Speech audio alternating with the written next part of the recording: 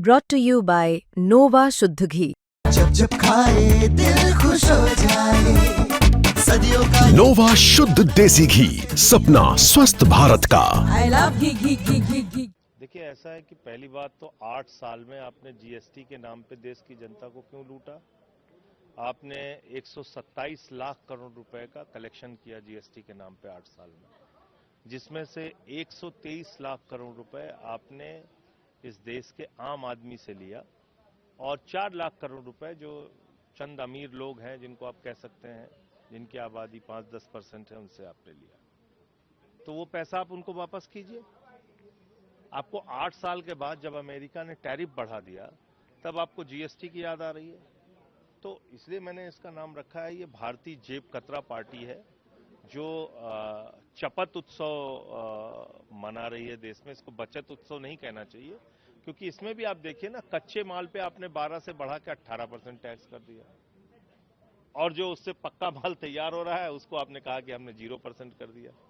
तो अल्टीमेटली तो वो माल महंगा हो जाएगा ना, जो उन कच्चे माल से तैयार होगा, उसको आपने 12% से बढ़ा के 18% टैक्स कर दिया कच्चे माल पे, और जो माल उससे तैयार होगा उसका आप कह रहे हैं कि हमने 5% से घटा के 0% कर दिया।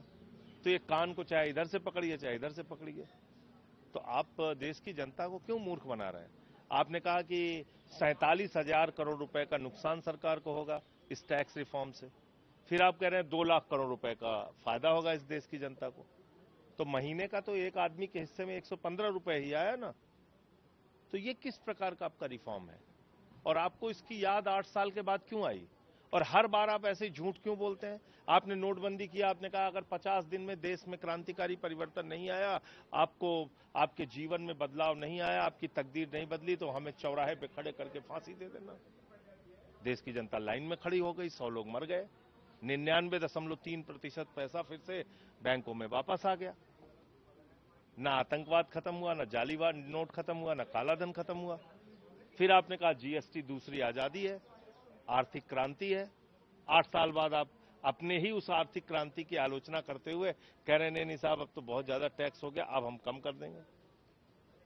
तो वो आज का एमएलए राम अवतार, एक फिल्म आई थी राजेश खन्ना की, उसमें बोला कि रोटी का दाम इतना बढ़ाना चाहते हैं, बोले 1 रुपए और बढ़ा लो,